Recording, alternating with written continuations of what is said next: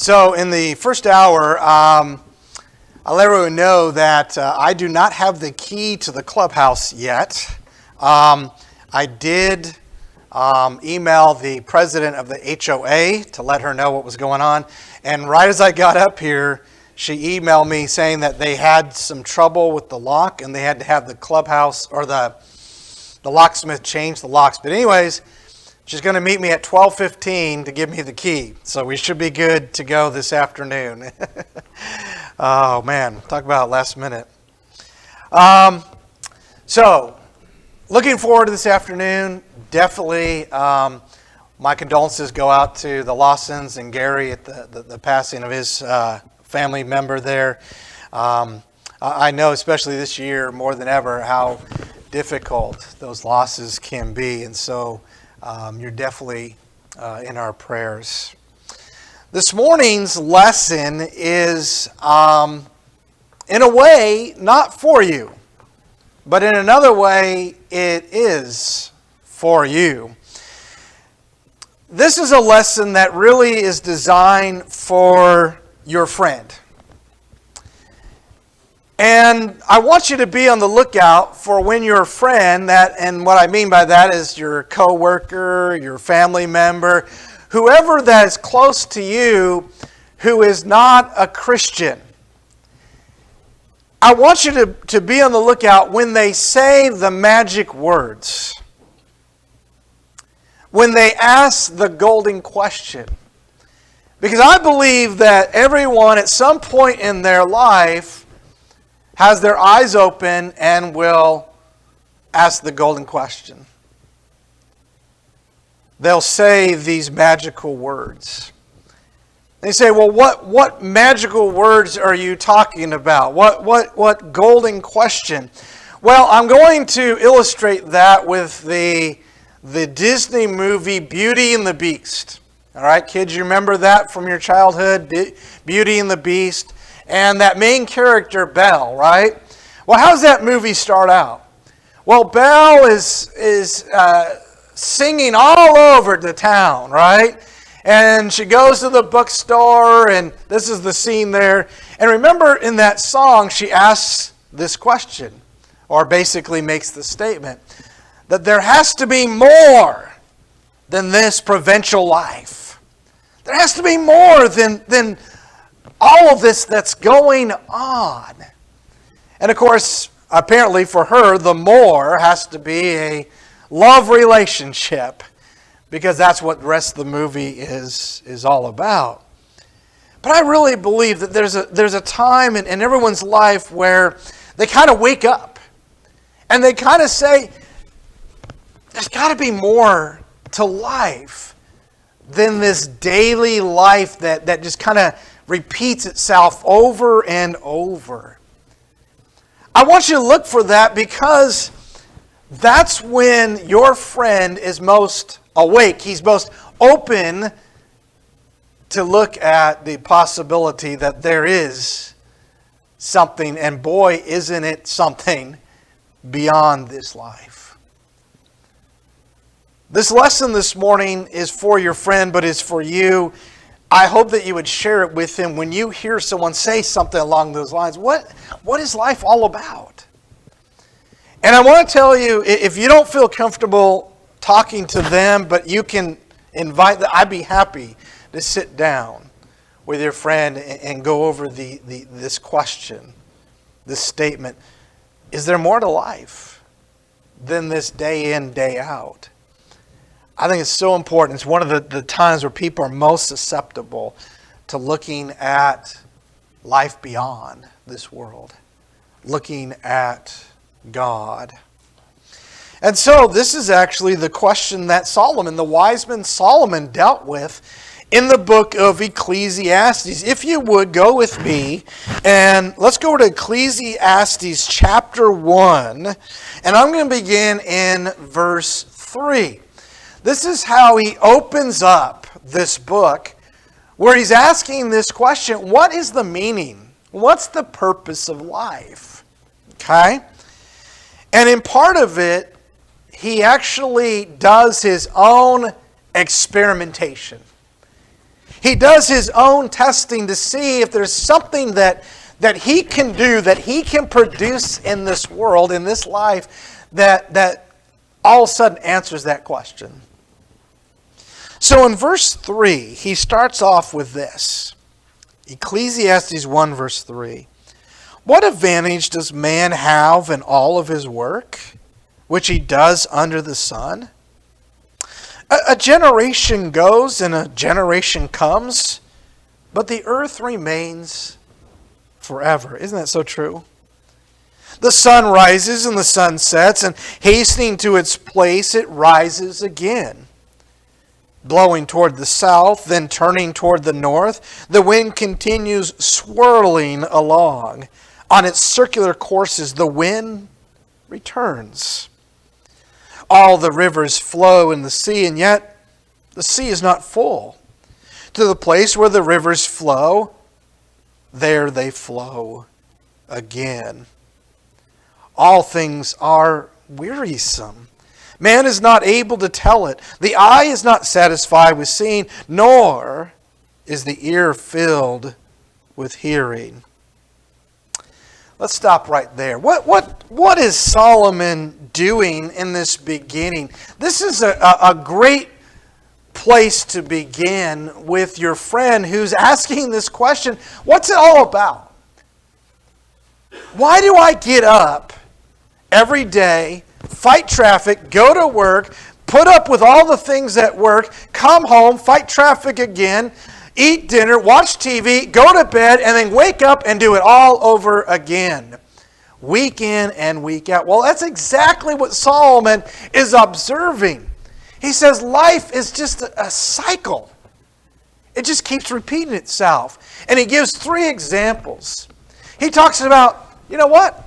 The day begins and the sun rises, and then at the end of the day the sun sets, and guess what? The next day it does it all over again. And the next day it does it all over again. It just keeps happening over and over and over. Is there a reason for that? Is there a purpose? He talks about the wind, and he talks about the water and the cycles that go around. The water, the wind, what? It goes to the north, and then it goes to the south, and then it returns again. The rivers flow in the sea, and yet the sea is never filled up. Why? Because it goes back into the clouds through evaporation, and then it comes down through rain. And once those clouds, it just keeps going around and around. He says life is just kind of this one big cycle. And that's exactly what people who ask this question, make this golden statement. There's got to be more to life than this day in and day out. That's exactly what they're thinking. They're seeing the exact same thing as Solomon. And so, as you begin here, you've really kind of grabbed your friend's attention. It's like, yes, I didn't know the Bible talked about this. I didn't know the Bible had the answer to this question. And it absolutely does. And so what does Solomon do? Solomon's going to try to find the answer. But one of the things we need to understand is Satan does not want us to ask this question. He doesn't want people to have their eyes open. He doesn't want people to start looking at life beyond what we can touch and what we can see. Isn't that interesting how so many people deny anything beyond this world than what you can see, what we can touch? That's exactly the way Satan wants it.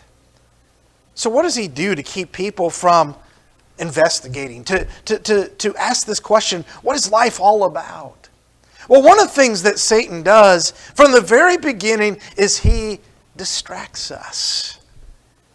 He wants us to be so involved with different things in our world and in our life that we don't have time to look at beyond this daily life. I read a commentary one time in the book of Genesis. And let's go back to Genesis chapter 4. And this was a comment that this scholar made. And I thought it was an interesting observation. Definitely not one that I believe he was being dogmatic about. I'm not going to be dogmatic about it. But it was an interesting way he brought this out. He says, you've got the fall of mankind, Genesis chapter 3. and they get kicked out of the garden, they move to the east. And then you have the sin of Cain, and we would say things are getting worse. And he gets punished, and he moves further east, and there's kind of this pattern of moving east, is kind of moving further away from God. And then he says, you got these two family trees. You got one family tree of Cain, and you got one family tree of Seth, who's kind of the representation of righteous Abel. And the details given in these two family trees are the opposite. They're very different. Cain's descendants become just like him, if not worse. And so you get down to Genesis chapter 4 and get down to verse 19. And you have a descendant of Cain. His name is Lamech. And all of a sudden, Moses said, let me tell you a little bit about Lamech. I mean, prior to this, it was just like, and this father begat this son, and this son begat this son. But all of a sudden he says, let me stop you, and let me tell you a little bit about Lamech. He's the first polygamy. He has 2 wives. And he doesn't kill one person, he kills 2 people. And he's quite proud of it. And in verse 20, he starts talking about the 2 wives of Lamech and their children. But he even gives some details about these children. He says, verse 20, Ada gave birth to Jabal, and he was the father of those who dwell in tents and have livestock. And his brother's name was Jubal. He was the father of all those who play the lyre and the harp. As for Zillah, the second wife, she gave birth to Tubal-Cain, the forger of all implements of bronze and iron. And the sister of Tubal-Cain was Naamah. So as you look at this, he makes this observation. I thought it was interesting. Something to consider. He says, you go over to Seth's, and what is the detail? The detail is how people are spending time with God. You've got Enoch, and he's walking with God, and he's blameless. You've got Noah, and he's walking with God, and he's blameless, and he finds favor in God. But in Cain, how are they spending their time? They're spending time building stuff.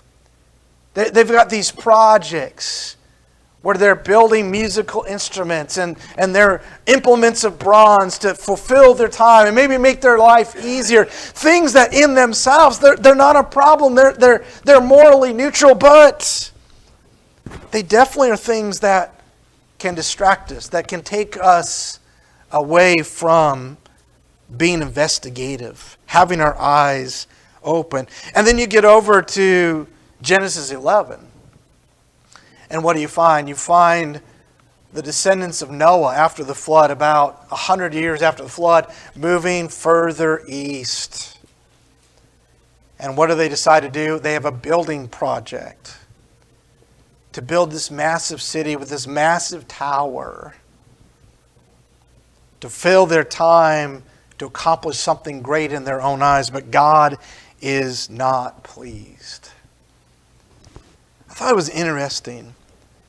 And in today's world, we do the exact same thing. Not that that's wrong in itself, but we have so many things in our life, activities and possessions and things that we fill up our daily life with that we can easily just kind of lose our focus. Look at what Jesus says in Luke 17. Let's go over to Luke chapter 17. In this context, Jesus is talking about a coming day of judgment. It's not final judgment, it's the destruction of Jerusalem. And he is telling the crowds, the multitudes, talking to his disciples actually in this context, and he's warning them, this is coming. You've got to be ready for it. And look at how he describes the people of that day. When this happens, when Christ comes in judgment to destroy Jerusalem, what's it going to be like? Look at what he says in verse 26. And just as it happened in the days of Noah, so it will also be in the days of the Son of Man. They were eating and they were drinking. They were marrying. They were being given in marriage until the day that Noah entered the ark and the flood came and destroyed them all. And it was the same as happened in the days of Lot. They were eating and they were drinking and they were buying and they were selling, and they were planting, and they were building. But on the day that Lot went out of Sodom, it rained fire and brimstone from heaven and destroyed them all. It will be just the same on the day that the Son of Man is revealed. Now notice how he describes that. People are going to be taken by surprise. They're not going to be ready for it. They're not going to know what's coming. Why? Because they're involved in just this everyday life. They're doing the things you do in everyday life. Marrying, giving in marriage, eating, drinking, being merry. Again, in themselves, not wrong, but the whole point of what we're getting across is this daily life without someone special is where we go wrong. Satan wants us to be so busy, so distracted with everyday cycle of life, we don't think about these things. Now, that's not true of us. We think about these things. We have our eyes wide open. That's why we're here this morning. But it's a warning for us that we can lose our focus, even though we know all about what it means to have God in our life, to serve and follow Jesus Christ. We can get so busy that we can lose our focus and lose our priorities and lose our fire for the Lord. I ask you, have you lost some of that spirit for the Lord in your daily walk? Because maybe you're just so busy with physical things. Satan doesn't want people to ask that question, that golden question. He distracts us, but he also deceives us. Look at 2 Corinthians chapter 11, if you would. 2 Corinthians chapter 11. Now, notice Paul is writing this to Christians. Imagine how much more this would apply to those who are just kind of distracted, caught up in a life of sin, a life that puts everything into this world and none into God. Look at verse 3. He says to these Christians, I'm afraid. But I'm afraid that as the serpent deceived Eve by his craftiness, your minds will be led astray from the simplicity and purity of devotion to Christ. He says to these Christians, I'm kind of worried. I'm afraid that Satan is deceiving you. And by deceiving you, slowly he's taking you away from what he calls the simple devotion to Jesus Christ. You see, that's the way a lot of people are in the world. They're just caught up in the world. They think this world is all that there is. But if you have that friend that one day says, there's got to be more to life than this world, this daily cycle, then jump on that. Strike when the iron's hot. Say, there is. In fact, there's a character in the Bible that had that same dilemma. Would you let me talk to you about him? When they can open their eyes and get away from the distraction, get away from the deception of Satan, that's when you have an opportunity. So, what is the answer? Well, that's where Solomon really is a benefit to us, because he tries to find meaning and purpose in this world by just experimenting with worldly things. Without any consultation, any concept of God, just meaning and purpose, everlasting meaning and purpose. But the things of this world. And if there was anyone that had the means to be able to do that, it was Solomon. And so look at chapter 1, verse 8. Let's go back to Ecclesiastes chapter 1 and verse 8. Actually, I'm going to begin. We read verse 8 already. Let's go to verse 9. He says, that which has been is that which will be. And that which has been done is that which will be done. So there is nothing new under the sun. Is there anything of which one might say, see, it's new. Already it has existed for ages. which were before us. So here is an observation. This is an experiment. This is an observation he makes. And he says, we might think that we can create something new. And sometimes that's what people do. People try to find purpose and meaning and excitement in life by coming in with something new.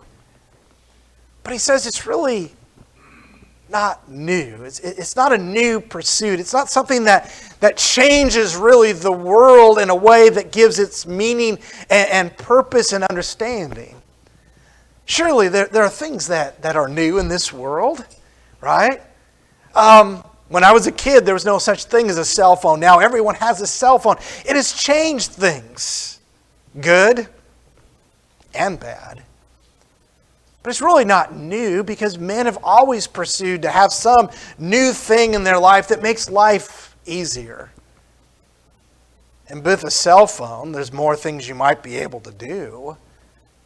But it doesn't make life have the purpose. You don't just say, yes, life is all about having a cell phone. Today we live in a world where now we start to have cars that don't need gas. We've had them for a long time. They were called golf carts, but those don't go fast enough, right? And a lot of people are buying these electrical cars. It's this new concept, this awesome concept that a lot of people are excited about, but it's not really new. The car is new. The technology is new. But men have always had that same pursuit. And again, you don't at the end of the day think, man, my life now totally makes sense because I own a Tesla. So he says that doesn't work. And yet that's a very common pursuit that many have in that daily life to bring meaning to it. And then he says in verse 11, there's a lot of people that try to find purpose and understanding of life by leaving their mark. Look at verse 11. He says, here's the reality of that. There is no remembrance of earlier things, and also of later things which will occur. There will be for them no remembrance among those who will come later still. Now, there are people, we can say, that have done things that have left their mark, and we still remember them today. But if you take a look at all of mankind over the history of mankind, and those that have left that kind of permanent mark, that's 99.9% that haven't. My mom just made her first trip since her husband passed away. A big step for her in this moving forward. And so she went and visited her mother's sister, her aunt. And she really looks up to her aunt, very much a mother figure for her now that her mother has passed on. And so one of the things they did is they brought out the old history. They brought out old pictures, and they had pictures of my mom's grandmother, my great-grandmother. And she texted me those and told me a little bit about my great-grandmother. These are the first times I'm hearing anything about my great-grandmother on my mom's side. That's kind of common, right? To know your grandmother, that's common.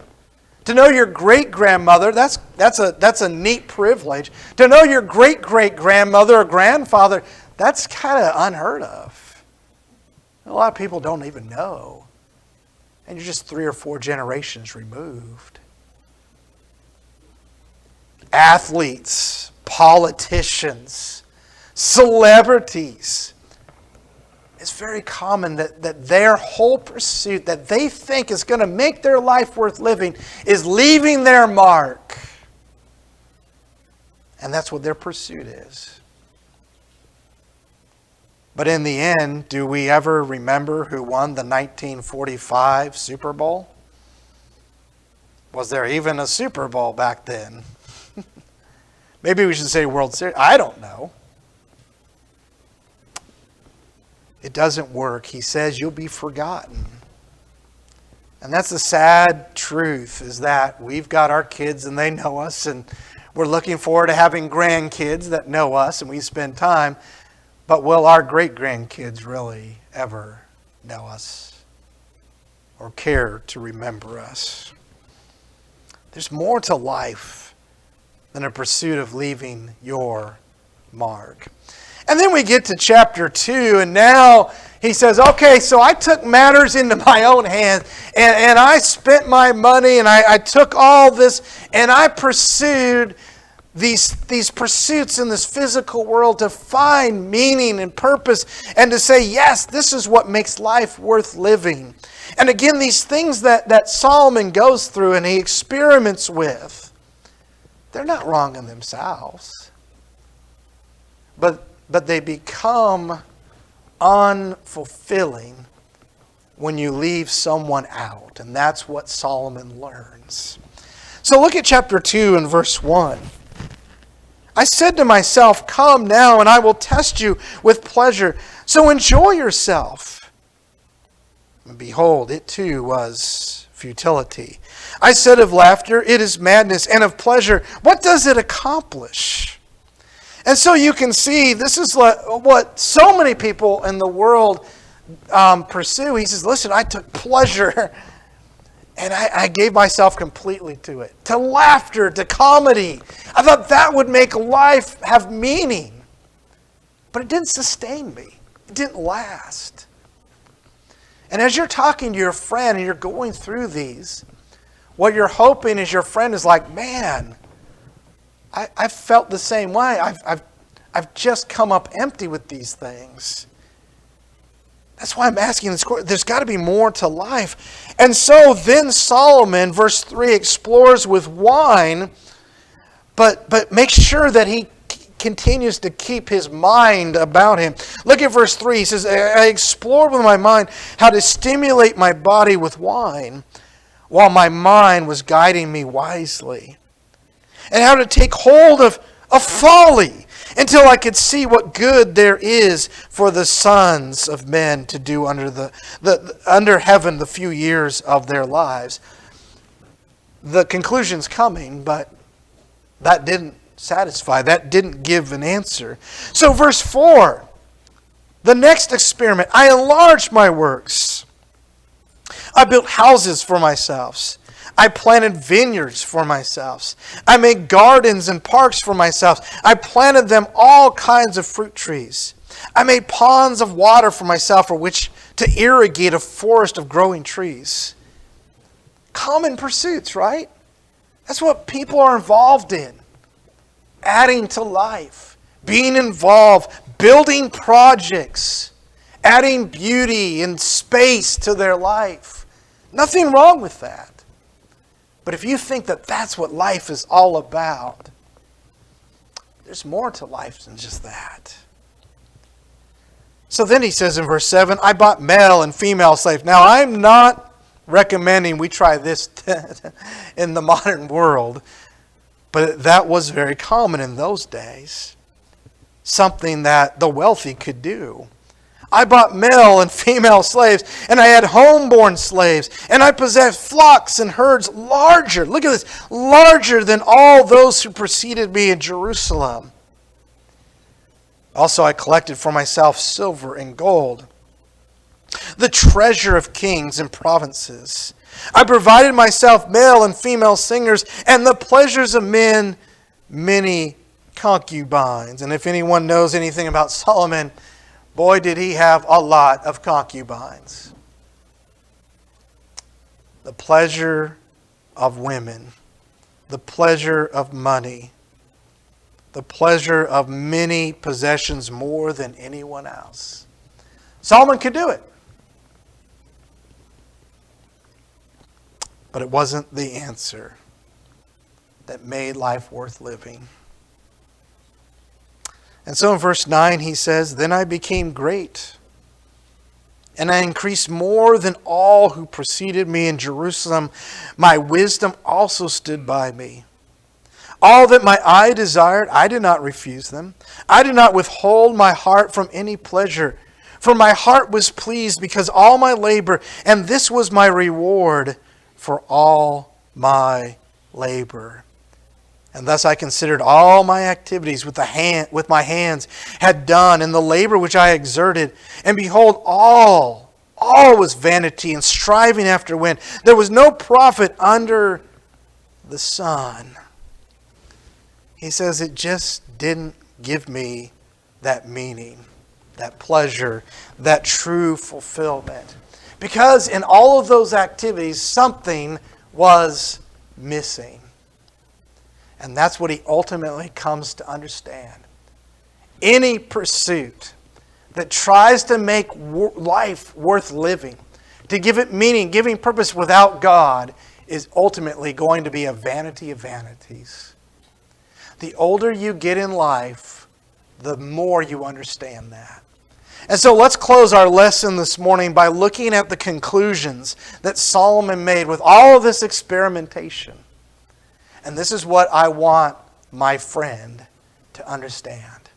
I'm hoping the eyes are opened wide enough that he can see the true purpose of all of this. And so if we go towards the middle of the book, chapter 5, verse 19, I think this is key. He says it kind of here in chapter 2. He kind of hints at it. But then he says, what about labor? What about getting up every morning, going to work, and then coming home, fighting traffic? Is there a purpose? Is there meaning in that? He says, yes. Look at verse 19, chapter 5, verse 19. Furthermore, as for every man to whom God has given riches and wealth, He has also empowered him to eat from them and to receive his reward and to rejoice in his labor. This is a gift of God. For he will not often consider the years of his life, because God keeps him occupied with the gladness of his heart. Now, two things I hope you see in that. Number one, he says that work that provides that money, that sustenance, that's a gift from God. So what's his advice? He says, work hard. Give 110%. Work that Christian ethic at work. And what? Then enjoy that fruit of that labor. Enjoy it. It's a gift from God. And in verse 20, the second thing he says is what? Life goes by so fast. Man, it just kind of loses track of how fast life goes by. Because why? He's occupied with life. He's occupied with enjoying these blessings from God.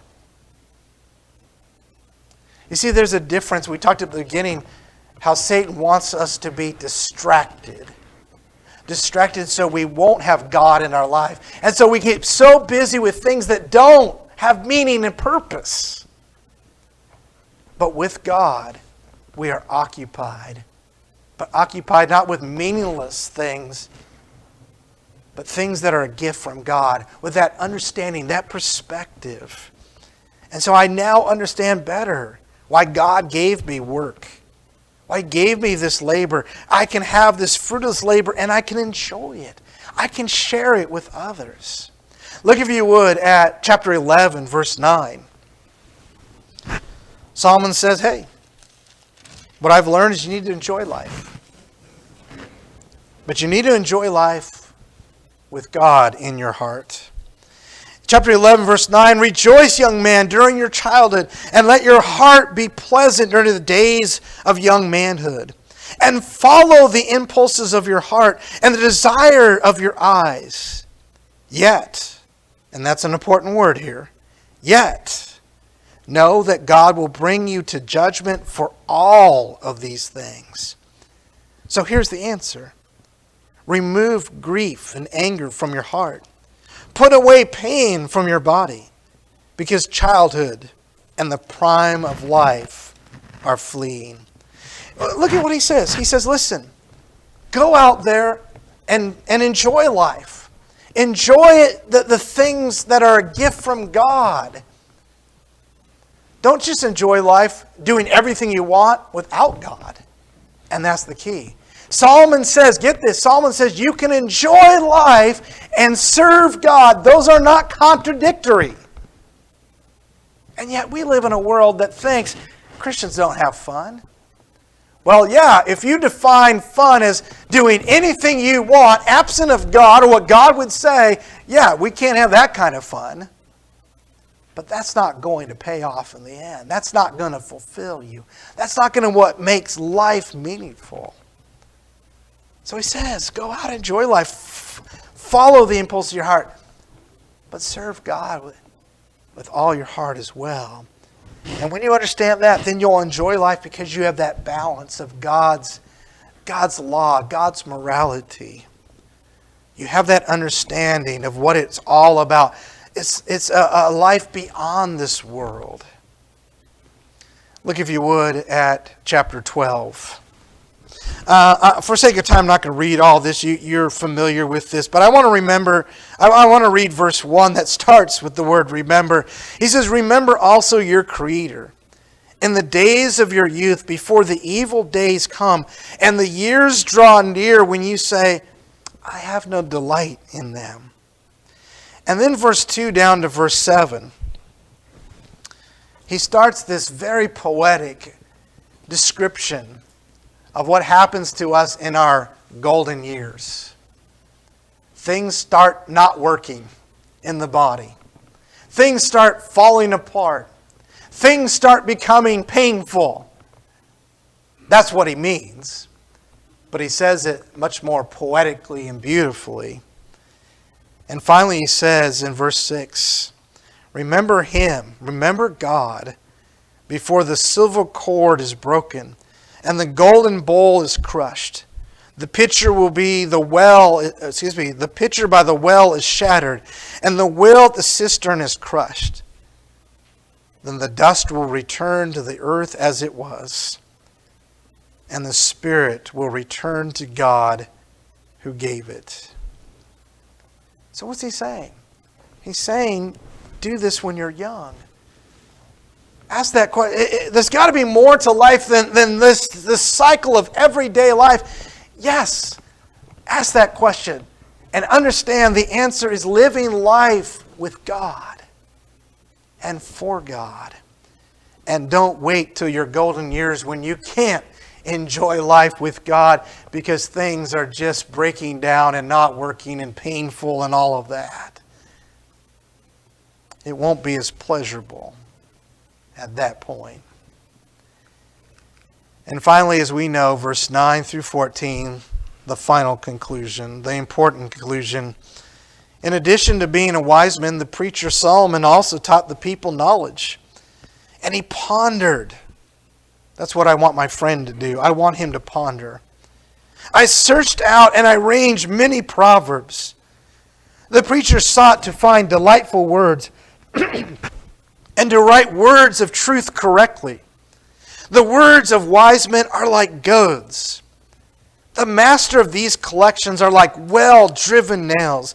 They are given by one shepherd. But beyond this, my son, be warned. The writing of many books is endless, and excessive devotion to books is wearying to the body. Now, I want you to stop just for a second. Why would someone be devoted to books? Well, it might be you just enjoy reading. That might be one of the blessings of God. But there's a lot of people who are excessive in their reading of books because what? They think those contain the answer to life. The how to live life section of that bookstore. He says, be wary of that type of attitude. He says, here's the conclusion, verse 13. When all is heard, fear God and keep His commandments, because this applies to every person. For God will bring every act to judgment, everything which is hidden, whether it is good or evil. That's Solomon's answer. When he asked the question, there's got to be more to life than this daily cycle of life. It is God. Serving God according to His will. Putting the Spirit of God and the love of God in your life and in your heart that gives that perspective, that meaning, that understanding that we are not meant to live in this world and live in this world alone. God has prepared a place for us. There is something beyond this world, and that's where He wants us to be for eternity. But to get there, we have to understand what this life is all about. And without God, you'll never understand. It will always be a mystery to you, or you'll come up with the wrong answer. I want my friend, I want your friend to look at this answer. I want him to grab hold and say, yes, I totally understand that. I've been going through this. These things don't make any sense. I want him to see that a life without God is vanity of vanities. What about you? Will you share this lesson with someone? Is it something you need to come to God? Are you just caught up in a meaningless cycle of life without God? We can change that this morning. If you just let us know as together we stand and as we sing.